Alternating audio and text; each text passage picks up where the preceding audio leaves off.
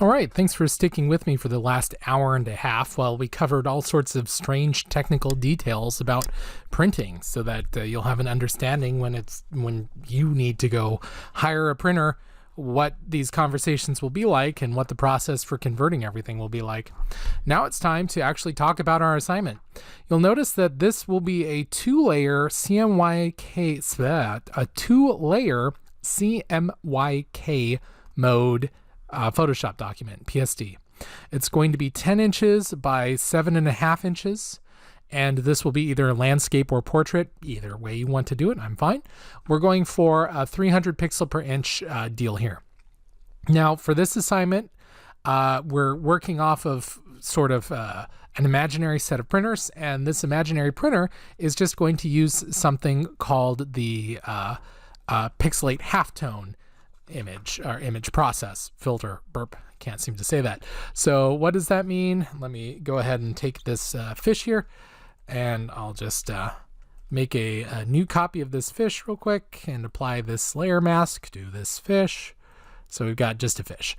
All right, under filter we have Pixelate, and we have something called color halftone. Now in RGB it will still show you channel 1, 2, 3, and 4. Here's the issue. If you try to use this with RGB, it's going to have a very different effect than if you do it with CMYK. And let me demonstrate what that will be like. I'm going to go ahead and duplicate this layer to a brand new document. And I'll call this CMYK fish. Now realizing when I made the grayscale snail, I should have called it gray snail. I bet there's a pun here with fish that I'm missing as well. So we've got the fish here and the fish here. We're going to change this fish to a CMYK fish by going to edit and going to color settings, convert to profile. Don't know why I wanted to do color settings. I'm going to use the black point compensation. I'm going to use the Adobe Ace engine here, and I'm going to use the relative colorimetric. And yeah, that did a pretty solid job. Here's the original. Here's the after. So yeah, pretty good. Okay. So on this one, we have red, green, blue channels. Fine. On the CMYK fish, we have cyan, magenta, yellow, and black. Now, if we were to go to filter, you know what? Let's do this. If we were to convert this to a smart object so that we can play around with it after the fact and go to filter, pixelate, color halftone, we have channels 1, 2, 3, and 4. Now, those are going to correspond directly with our CMYK channels. So if we pop open, I keep closing it, filter, pixelate, color halftone, we'll have channel 1, channel 2, channel 3, channel 4. If we all set it to the same number, we should get black because they'll overlay. And we sort of did. It ended up making them bigger and smaller. And here's why. This is kind of neat. If we pop back over to layers real quick and double click color halftone, the maximum radius is the maximum size the radius can be. So it actually made some of them smaller and it overlaid them exactly. So we ended up with some locations having a very small black dot in order to make that happen. So that's kind of neat. But if we were to do something like filter, pixelate, color halftone, and set our maximum radius to the minimum, 4, it will have a very different effect, a lot more solid black dots going on here. But again, it's doing its best to create the original image, which is pretty cool. All right, that out of the way. What happens if we, I'm going to go ahead and put this up to the maximum size of 10. What if we enter something like the rosette pattern on this, which should be 105, 75, 0, and 45. And your handout will say this, so don't worry too much about these numbers. If you want, go ahead and write them down, but they're on your handout as well. And 45. So you can see in some locations we could definitely see the rosette pattern when it's doing its best here. And under channels, we can see that the cyan is should be about an 105 degree angle.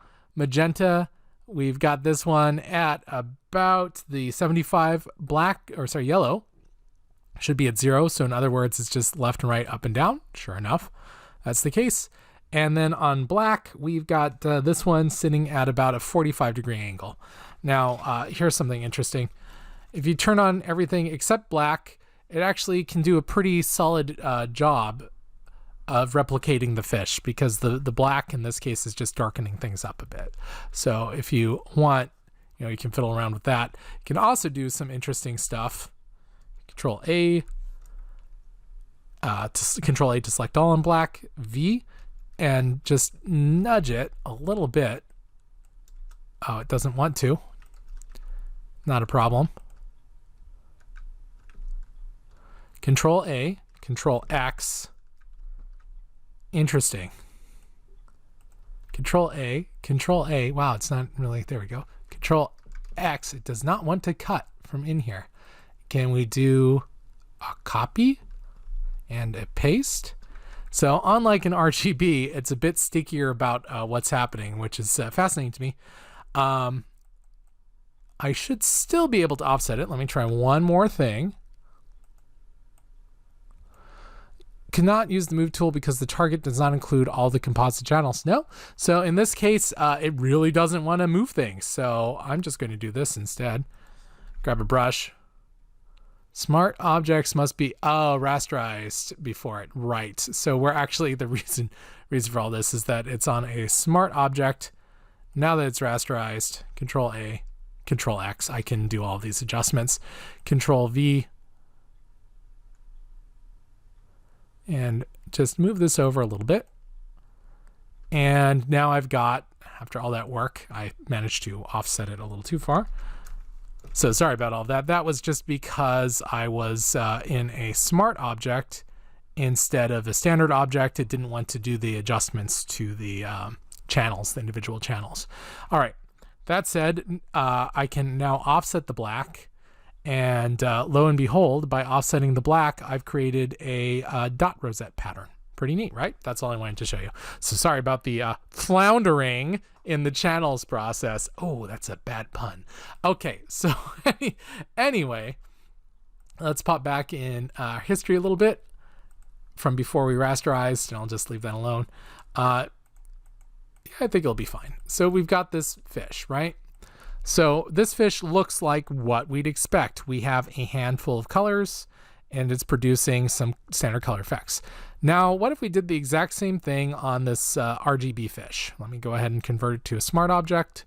And now I'll do the same color halftone with the exact same settings. This doesn't look the same. And sure enough, you can see some oddities occurring. See this green? Do you see any green like that in the CMYK? There is green, but it looks different. That's because we're in an RGB mode. It's trying to move these things according to red, green, blue, and sure enough, we've got some telltale signs. We have these weird magentas popping up, these bright greens, and these blues, all these strange colors occurring that would not occur on our CMYK fish. So the kicker to this assignment, when we start doing the filter Pixelate color halftone, you have to make sure that before you do it, you're in your CMYK mode. If you forget to do this, you are losing points, because I just spent 8 minutes talking about this Pixelate and setting this up and displaying things, and now I'm showing you specifically you're going to get weird colors. So every semester, I end up with a couple of students that are going to be like, oh, I don't know, professor, I swear I made it CMYK first, but you didn't. So make absolutely sure that your image, in my case this fish, is in a CMYK mode prior to doing the Pixelate, or it's not going to look right. Notice we do have greens. I'm not saying we don't have greens. We have these blues. We have all this stuff, but it looks very different as compared to the RGB. It's trying to fake all kinds of weird stuff to create this effect. All right, so just getting that out of the way. Anyway, that's the color halftone Pixelate. Now, you can see by doing this Pixelate, it doesn't necessarily do a great job reproducing our work. In fact, what we're going to need to do if we're going to be doing this halftone Pixelate, or this filter, pixelate color halftone effect, we have to reduce our image first. So we're going to talk about some ways to do that. We'll do that in the next video.